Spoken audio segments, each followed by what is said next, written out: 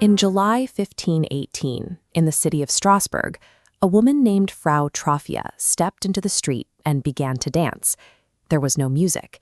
She simply danced, alone, for hours. She went home that night, but the very next day she returned and did it again. By the end of the week, she was sleeping only in brief, exhausted bursts before going right back out to the street. By the end of the month, roughly 400 people had joined her. They danced through the night, pushing past severe heat stroke, cardiac stress, and bleeding feet. People were actively collapsing from sheer exhaustion. Yet the moment they recovered, they stood right back up and resumed dancing. What began as one person's silent compulsion rapidly mutated into a full-scale public health emergency, completely overriding the basic human instinct to rest and survive. Local physicians examined the crowd and concluded the cause was entirely biological. They diagnosed the dancers with a natural overheating of the blood. Their prescribed remedy was to burn off that heat with even more dancing. Strasbourg's city council actually hired musicians and built a wooden stage in a public square to accommodate them. Providing a soundtrack and a venue made the situation drastically worse. Pushed to their absolute physical limits on that public stage, dancers started dying from sudden strokes and cardiac events. By the time the plague abruptly stopped in September of 1518, somewhere between dozens and hundreds of people were dead. We know these details because the city of Strasbourg left behind an enormous paper trail of medical reports and civic chronicles documenting the timeline. The authorities had tried to cure a mysterious affliction by validating it. Instead, they built a public spectacle that drew in more participants and accelerated the death toll. For 5 centuries, historians have debated why this happened.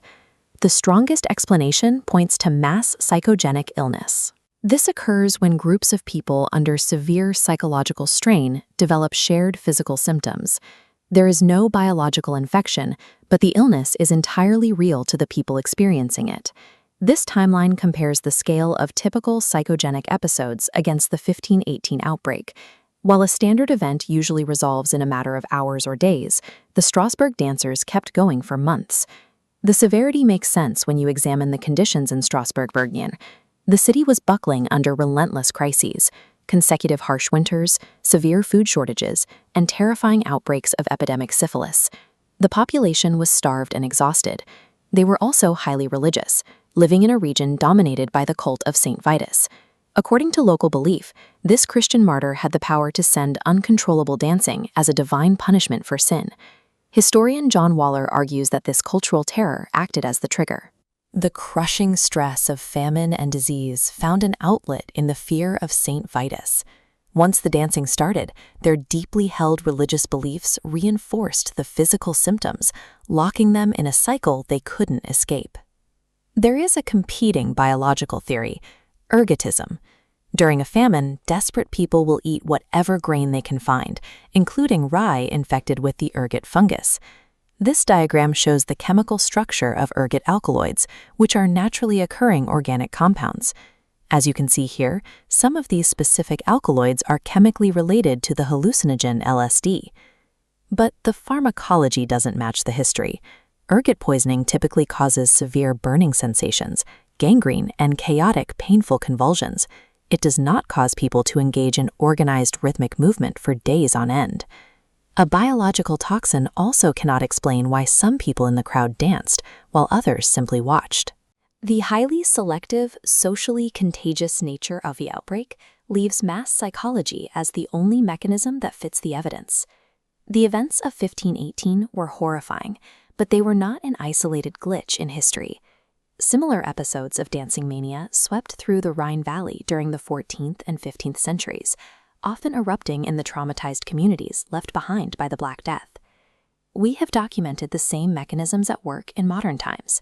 A laughing epidemic spread through a highly stressed community in Tanzania in 1962, and a cluster of intense, involuntary movements affected students in a New York school between 2011 and 2012. As for Frau Troffea, the historical record goes completely dark. We don't know what specific pain or fear drove her into the street that July morning, what she experienced while she danced, or if she survived the summer. All we know is that she started a chain reaction. It serves as a stark reminder of what happens when a community is pushed past its breaking point. Extreme collective stress, channeled through a shared belief, can physically force the human body to destroy itself. Next episode, Julius Caesar. He spent a decade conquering Gaul, then made the fateful decision to cross the Rubicon and ignite a Roman civil war. He rose to become the first man to rule Rome as a dictator for life. And on the Ides of March, he was stabbed 23 times by his own peers. The assassins believed killing him was the only way to save the Republic. They were wrong. Their violent intervention was the exact mechanism that doomed it.